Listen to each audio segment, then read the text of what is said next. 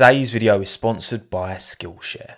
Mission Winnow, the mysterious Ferrari title sponsor from 2018 to 2021, seemed to disappear from the car for this season. 4 seasons front and centre on the most famous team in Formula 1 history, yet even now, what were they even advertising? What were they trying to achieve spending all that money to be a title sponsor in Formula 1? Well, they're already back. In fact, they never really left. Seemingly dropped at the end of 21, missing from all the car launch imagery in 22, their affiliation remains to much less of an extent than before though. As Matteo Binotto put it himself, after so many years it was important to stay together. So what have we learnt from this tenure? Why have Mission Winnow dialed things back so much? And a broader question, because there's been a lot of controversy around them, should they have ever been allowed to advertise in F1 in the first place? A company that many see as nothing more than just a front for Philip Morris International, one of the big tobacco companies, Marlboro's parent organisation. Well, let's talk about it.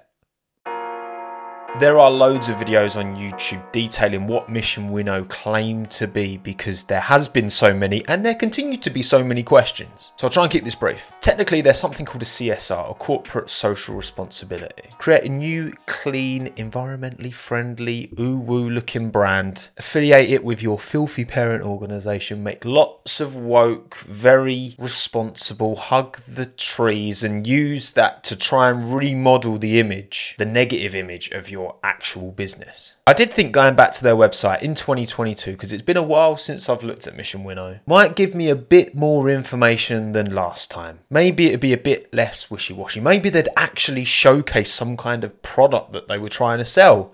Alas, that's not the case. They're still calling themselves a change lab, whatever that means, and talking about how they are reframing global conversations, sparking open debate, connecting people and supporting the realisation of innovative ideas. Off. You can barely get 5 likes on a Twitter post, mate. The parent company responsible for Mission Winnow is Philip Morris International. Set it up in 2018, but Philip Morris have been around for decades. They're huge. They're listed on numerous stock exchanges with brands like Chesterfield, Benson & Hedges, Marlboro, and Marlboro Ice Blast. Like, really? I thought that was Tango. But obviously it's 2022 now and conventional cigarettes are swiftly going out of fashion, which is good, but they're being replaced in a lot of people's hands with e-cigarettes. A healthier substitute, but still contains the nicotine, but not the tar and the horrible rubbish that destroys your lungs and the lungs of everyone around you, by the way. Although don't get me wrong, there's still a lot of controversy around the actual good that e-cigarettes do and how damaging they are long term, because they're so new. There's not been any, long-term scientific studies around the damage that that potentially does to your system. So I'm not sitting here advocating for e-cigs, not in any way, shape or form. But saying that, Mission Winnow is not an e-cigarette brand yet anyway. Maybe down the line they might pivot and, use the knowledge of the name that they've built up to launch something, maybe. But on top of that, it was never directly advertising tobacco or e-cigarette product through Ferrari. Unlike British American Tobacco, who are McLaren's big tobacco sponsor, who directly advertise Vuse and Velo on the McLaren car, 2 of their reduced risk products, as they call them. And Philip Morris's relationship with F1 goes way back. The first time we saw a Marlboro liveried car was in 1972 on the BRM. And they first adorned a Ferrari in 1997, having sponsored McLaren for that kind of iconic generation beforehand. That era would of course come to an end with the 2006 F1 ban on tobacco sponsorship in Formula 1. But PMI still managed to keep that relationship going, whether it was the barcode kind of subliminal messaging or this more recent kind of mysterious ghost sponsorship. Is it moral? Should Mission Winnow, a CSR created by PMI to clean up their brand image as a big tobacco company,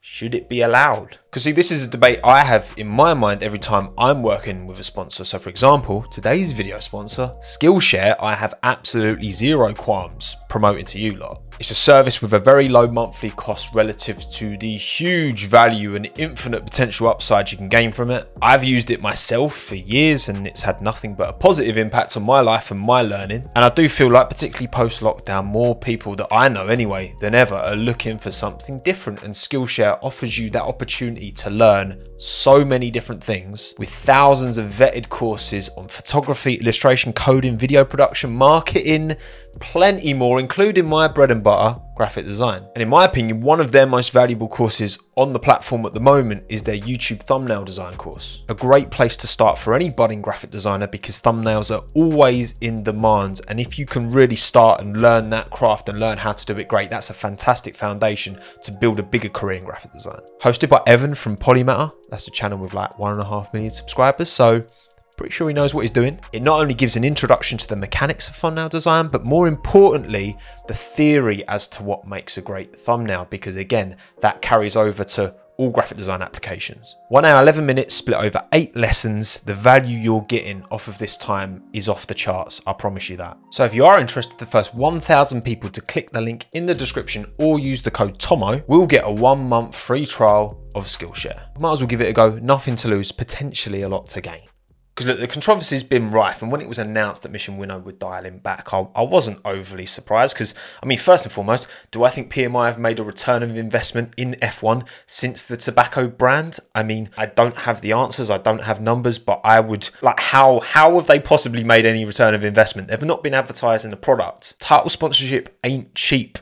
Where are they getting the money back from? Not to mention a lot of governments weren't satisfied with Mission Winnow being in Formula One. So in 2019, Ferrari weren't allowed to run any Mission Winnow branding on the car or anywhere for about half of the races, about half of the whole calendar. And in 2021, that ugly green version of the logo they had on the side barely made an appearance for the second half of the season. Italian non-profit consumer and environmental advocates Codicons made a lot of noise about Ferrari and Mission Winnow, threatening legal action back in 2019. I did reach out to them to try and get some more information, but apparently I don't have enough clout to merit a response. To be fair, they're probably doing more important things than talking to some British bias YouTuber, so fair enough. Looking at their website, it appears that Codicons filed their first legal challenge just like on the day of the Ferrari car launch for 2019, citing indirect tobacco advertising prohibited by our legal system. Turns out Italian laws around nicotine advertising are very, very strict. And Codicons were at the front of this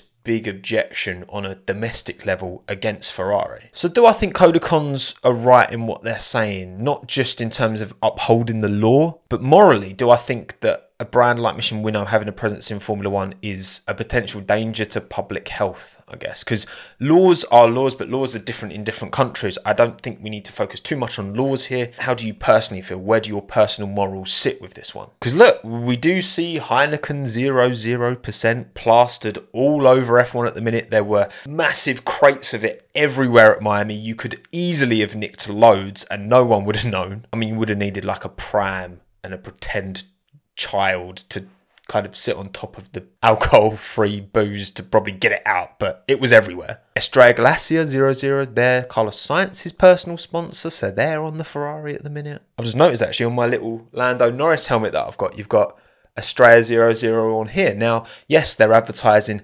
alcohol-free, but Estrella's still here. The Heineken logo is still everywhere, front and centre. Most people who drink Heineken and Estrella aren't drinking the alcohol-free versions, and you're still seeing their core logo. It's still making you think, oh, I might have a Heineken. I mean, I wouldn't because I hate beer. What about caffeine and all? I mean, you've got an energy drink company that owns 2 of the teams. They're pretty addictive and very bad for you if you're getting through like 3-4 cans a day. I mean, in the UK, you need ID if you want to buy a Red Bull or like a Monster or something. This isn't a topic where we're all going to agree because all of our personal experiences of these kind of on the cusp products and services, where you draw the line is up to you, whether it's nicotine, alcohol, caffeine, whether it's gambling, whether it's cryptocurrency, whether it's NFTs. I think most of these things in moderation can be fine. And most of these things, when they're not in moderation and they are abused, can be incredibly damaging to your life and the lives of the people around you. Where does personal responsibility come in? Should all these things be treated equally, with F1's audience being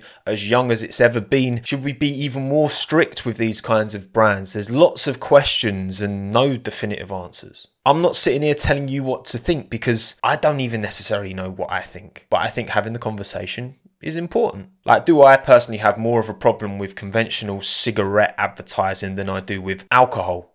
Yes, I do. Is that because I've never smoked a day in my life and I only associate it with the negatives and I don't really see any positives to smoking personally? Whereas I enjoy a drink at the weekend with my mates, a kiwi and lime old moot.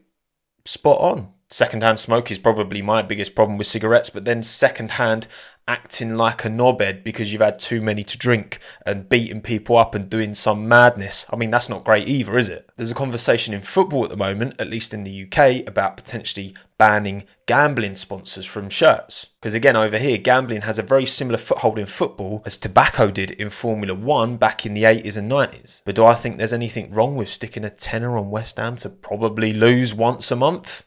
No. E-cigarettes, I have much less of a problem relative to traditional smoking because, again, you're not taking in all the rubbish into your own lungs, but also you're not putting all that rubbish out there into the world. And sometimes they smell nice, although some of you e-cigarette smokers can be very obnoxious with your big plumes of smoke, all right? Don't blow that in my face, you mug. But you're spending a lot of money to just feed a nicotine addiction. But again, like, you can say this, like, I think one of the most overlooked things is coffee addiction. The amount of people I know and hear talk about, like, I need a coffee to start my day, and like they actually crave it and they actually need it. This is why I don't drink coffee. A, because I don't really like it, but B, I don't want to be reliant on this substance to get my body going for the day. But do I think Costa and Starbucks should be banned from advertising? No, I don't. I think my biggest problem with Mission Winnow is the complete lack of transparency. Like, they're just talking nonsense and they're not giving us any clear idea of what they're actually trying to do. At least with McLaren, they're honest about the products they're trying to push. Yes, they are a big tobacco company, British American Tobacco, but they're giving us actual tobacco alternatives and promoting them on the car. And whether you like them or not, I mean, I don't have a massive problem with them personally. Give me the choice between these potentially controversial brands like, again,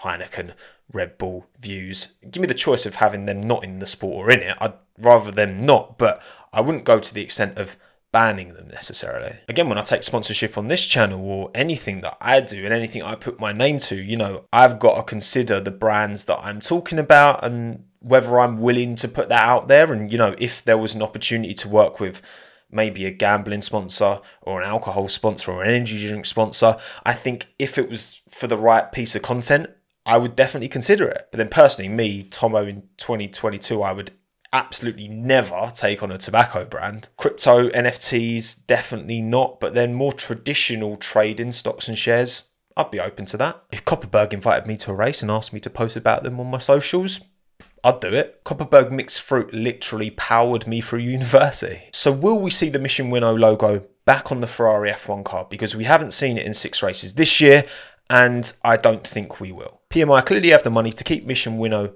ticking along, and then eventually, if the time comes that they do create this product that they want to promote, this alternative to smoking, exactly like BAT have done with McLaren and Velo and Views, then maybe that will change. But for the time being, I can't see them paying a premium to be on the car for any longer. I just feel that whole Mission Winnow stint was just a bit of a mistake and a bit stupid. They've got 8k on Twitter and 60k on Instagram.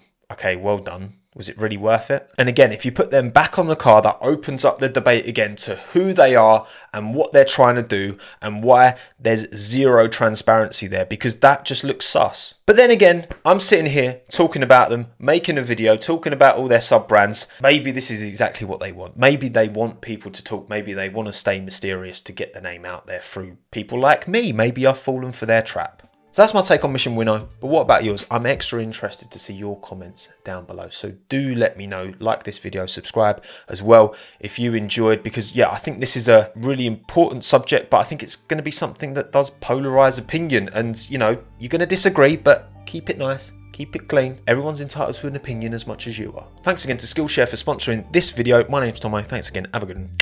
Ta-da.